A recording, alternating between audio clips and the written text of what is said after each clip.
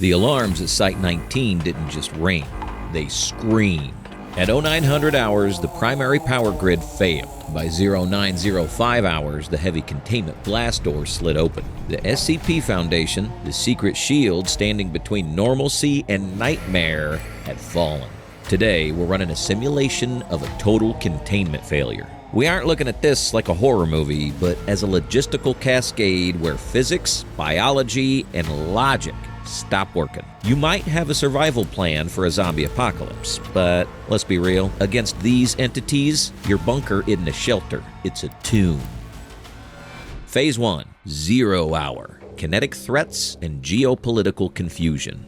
The timeline starts at T plus 15 minutes. The immediate threat isn't global yet, it's kinetic and local. Inside the facility, the lights are dead, and the first entity to breach containment is SCP-173. To the uninitiated, it looks like a crude concrete sculpture. To the researchers trapped in the dark, it is a mathematical impossibility of speed. Consider the physics here. The average human blink lasts between 100 and 400 milliseconds. In that fraction of a second, SCP-173 doesn't just move, it accelerates to speeds that defy inertia. We're talking about a heavy concrete object traversing several meters before your eyelids can open. The kinetic energy required to snap a human neck is roughly 1,000 newtons of force. SCP-173 generates this force instantly, without momentum buildup. It doesn't need to run at you. It simply occupies the space where you are,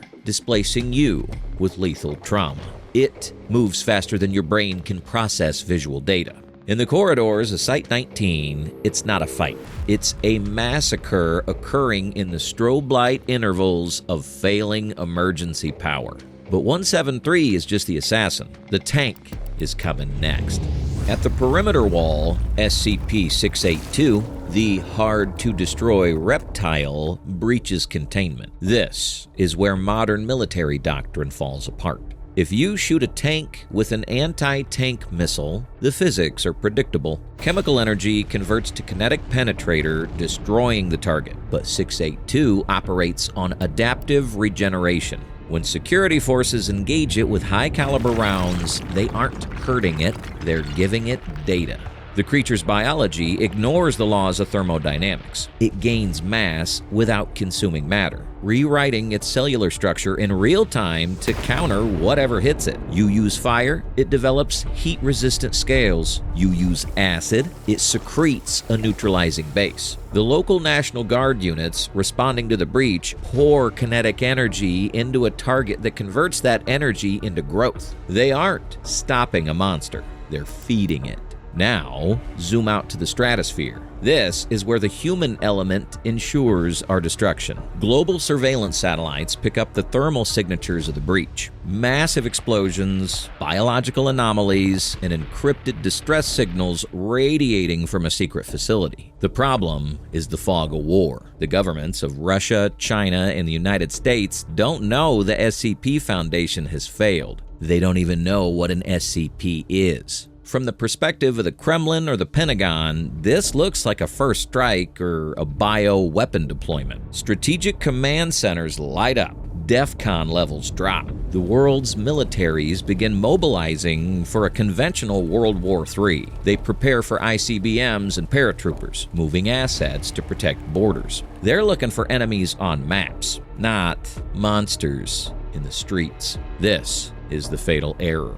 By mobilizing for a human war, they clog the supply lines needed to contain the supernatural one. Tanks roll toward boundaries instead of breach sites. Fighter jets scramble to intercept foreign bombers, completely ignoring the massive reptile chewing through the suburbs. The global confusion acts as a smokescreen for the anomalies. The physical monsters are distracting us from the real danger. In the chaos, a single image has been uploaded to the cloud. Phase 2, the Digital Plague, SCP-096, and the Information Hazard. At T plus 2 hours, the nature of the apocalypse changes. The physical monsters tearing through the containment site are terrifying, but they're limited by geography. If you're in London and the breach is in Nevada, you feel safe. That safety evokes a false sense of security that vanishes the moment you check your phone. The breach has gone from physical to informational. Enter SCP-096, the Shy Guy. The entity itself is dangerous, but its vector of transmission is catastrophic. To trigger its rage state, you don't need to be in the same room. You just need to see its face. And seeing is a loose term. In the chaos of the Site-19 evacuation, a researcher's automated cloud backup syncs a folder of corrupted images to a public server. Among them is a landscape photo where SCP-096 is merely a cluster of 4 off-color pixels in the background. This is an information hazard. We need to model this using epidemiology. In virology, we use the R0 value to determine how infectious a disease is. The measles virus has an R0 of about 18, meaning one person infects 18 others. The R0 of a viral image on the internet is effectively infinite. Social media algorithms designed to maximize engagement push the mystery photo to trending pages before anyone realizes what it is. It moves faster than biology ever could. Within minutes, millions of retinas process those 4 pixels. The brain registers the face, and the kill switch is flipped. Now we have to look at the physics of the execution. SCP-096 has an innate sense of where its observer is and will not stop until it terminates them. Usually, this means running down a single hiker. But what happens when 10 million people view the image simultaneously across different continents? The entity doesn't clone itself. It has to visit them sequentially. To clear a queue of 10 million targets, SCP-096 has to move. If it attempts to reach targets in New York, Tokyo, and Paris within a viable time frame, it must accelerate to hypersonic velocities. We aren't talking about a monster running fast. We're talking about a solid object moving at Mach 20 or Mach 30 at ground level. The atmospheric drag alone turns the creature into a kinetic weapon.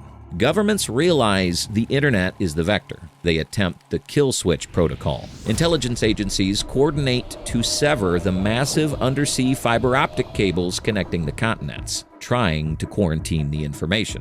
The global information grid is decentralized. Starlink satellites, mesh networks, and independent server farms keep the connection alive. The psychological collapse is immediate. The realization hits the public. The screen is death. To survive, you must become blind to the world. People smash their televisions and tape over their windows. Society doesn't just halt, it goes dark. But as humanity binds itself to survive the Shy Guy, the biological environment begins to rewrite itself unnoticed. Phase 3. Biological Rewrites. SCP-610.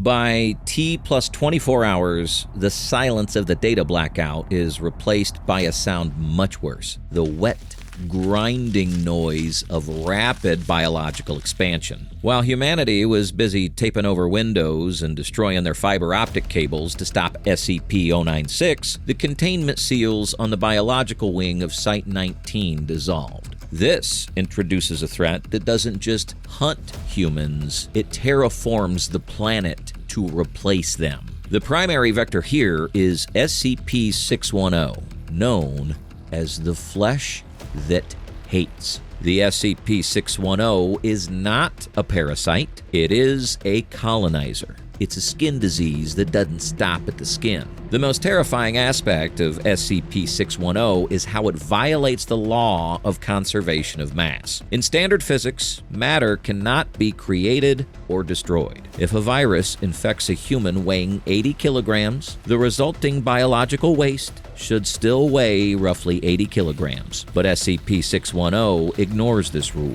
It acts as a biological generator, creating exponentially more flesh, bone, and sinew than the original host could provide. sprouting extra limbs, sensory organs, and tendrils that reach out to grab new hosts. This is where our global defense protocols fail. The CDC and the WHO have playbooks for pandemics. They rely on quarantine zones, hazmat suits, and negative pressure rooms. SCP-610 is macroscopic. It doesn't just infect the person inside the hazmat suit. It consumes the suit itself, converting the plastic and rubber into biological slurry to fuel its growth. You cannot quarantine a disease that eats the quarantine tent and turns the concrete barriers into bone. Logistics collapse. We often talk about the supply chain as trucks moving food, but the supply chain also includes water and electricity. SCP-610 biomass has a tendency to seek warmth and moisture. When you turn on your tap, the water's brown. Not from rust, but from dissolved organic matter. The power grid fails next. Transformers blow as the biomass grows over transmission lines, shorten out the grid with conductive fluids. The cities go dark, and without refrigeration, the food supply rots, creating even more fuel for the entity. Humanity is now trapped. Outside, the world is being paved over in hostile meat. Inside, the screens are deadly portals to a rage monster. The survivors are huddled in the dark, diseased, starving, and hunted. But the final nail in the coffin isn't coming from the ground. It's coming from the sky.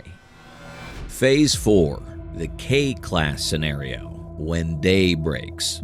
At T plus 48 hours, the sun rises, but the light hitting the scorched horizon isn't the warm, yellow-white humanity evolved under. It is a sick, gelatinous red. This is the XK-class end-of-the-world scenario known as SCP-001, when day breaks. Until this moment, survival was theoretically possible.